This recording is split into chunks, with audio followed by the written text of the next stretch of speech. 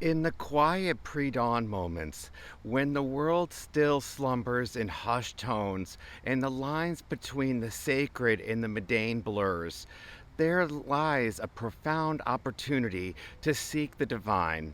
To place God at the forefront of one's life is to pivot from the temporal to the eternal, from the fleeting desires from the flesh to the enduring whispers of the spirit. It is a deliberate choice, a reordering of life's priorities, where one's first breath of the day is not of air but of prayer, and the initial stirrings of the heart are not for worldly pursuits for divine communion. Seeking God first is an anchoring result, setting the rhythm of each day to the heartbeat of the Almighty, ensuring that every subsequent act, every decision, echoes the profound realization that in His presence lies the true compass of our being. Here are 10 actions you might consider to seek God first in your life. 1. Prioritize devotional time. To truly seek God first, one must begin each day with an act of devotion. This could mean waking up a few minutes early to bask in the stillness of the morning, creating a sacred space where one can engage in prayer, immerse in meditation, or absorb the words of sacred text. It's about nurturing a relationship with the divine, setting the tone for the day by consecrating your first thoughts and actions to God. This practice lays a spiritual foundation that can support one throughout the day's trials and triumphs, reminding us constantly of God's proximity and sovereignty. Number 2, live with gratitude. Gratitude is the heart's response to life's infinite blessings, and its resonance can be felt throughout all of our daily interactions. Living with gratitude means acknowledging the divine benevolence in every moment, from the simplest pleasures to the grandest gestures of kindness. With each breath of thanks, one draws closer to God, turning every situation into an opportunity for spiritual awakening. This isn't just a fleeting thought, but a continuous state of mind, transforming how one perceives and interacts with the world. Number 3, serve others. Service is the tangible expression of God's love through us. When one serves others selfishly, one serves God. Volunteering, offering support, or simply being present in times of need are always of honoring the divine spark within everyone. Prioritizing service is a powerful testament to God's work in one's life, showcasing a commitment to follow divine examples of compassion and unconditional love. In doing so, serving becomes not just an action but a sacred duty, fulfilling the higher purpose of our existence. Number 4, seek spiritual community. A spiritual community offers more than just fellowship. It provides a mirror reflecting our journey towards God. By engaging with others in prayer, study, and worship, we not only support our own spiritual growth, but also contribute to the collective faith experience. This commitment to communal spirituality fosters an environment where God is at the core of shared life, where every gathering is a reaffirmation of our collective pursuit of the divine. Number 5, practice mindfulness. Mindfulness in a spiritual context is about maintaining acute awareness of God's presence in every situation. It is an invitation to see the divine tapestry in the mundane, to hear the whispers of God in the rustling leaves or the laughter of a child.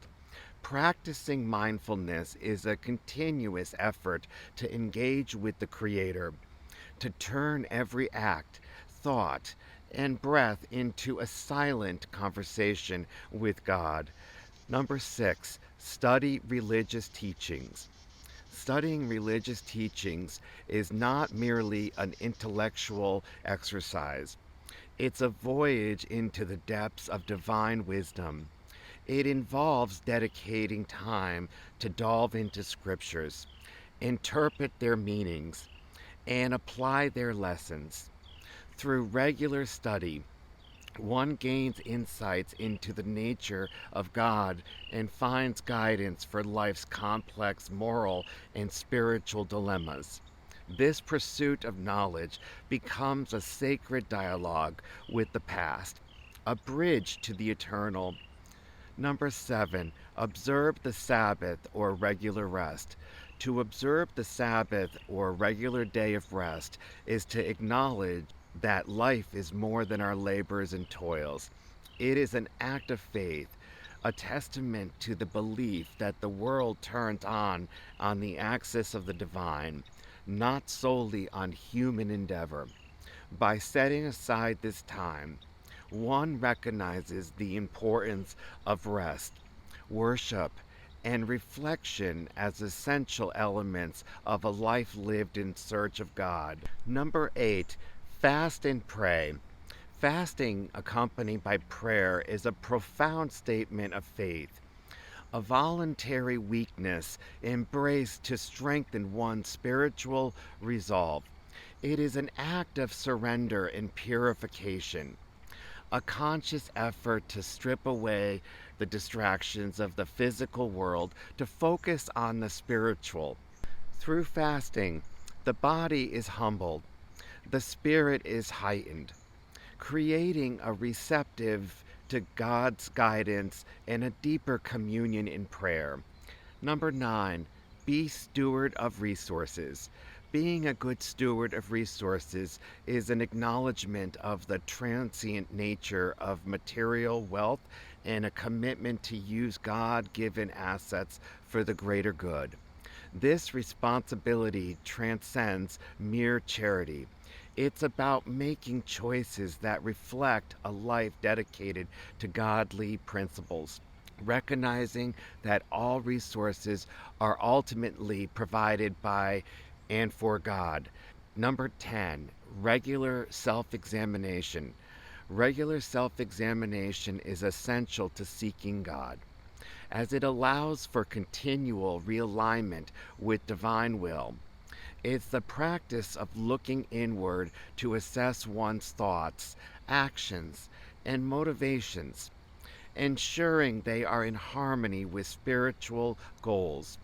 This introspection is a commitment to growth, a willingness to refine oneself, and a devotion to embodying the values and teachings that bring one closer to God. It's important to remember that these practices can be tailored to fit within the specific doctrines of one's faith traditions, and the concept of seeing God first may be interpreted in various ways depending on individual beliefs. As the day retreats and shadows lengthen, casting a blanket of stars across the sky, the heart that has sought God first rests in tranquil assurance. The hours spent in pursuit of the divine are like incense that lingers in the air, a fragrant reminder of the day's highest calling. For the soul that seeks Him, there is a peace that surpasses the mere quietness of night. It is the peace of a day that is well lived with the presence of God. And as sleep beckons, it comes not as an escape from the world, but as a sanctuary for a spirit that has danced with the divine, ready to rise with tomorrow and seek once more the eternal embrace of the one who was, who is, and who always will be the first and the last, our Savior, Jesus Christ, and God. Dear God, lately I've been witnessing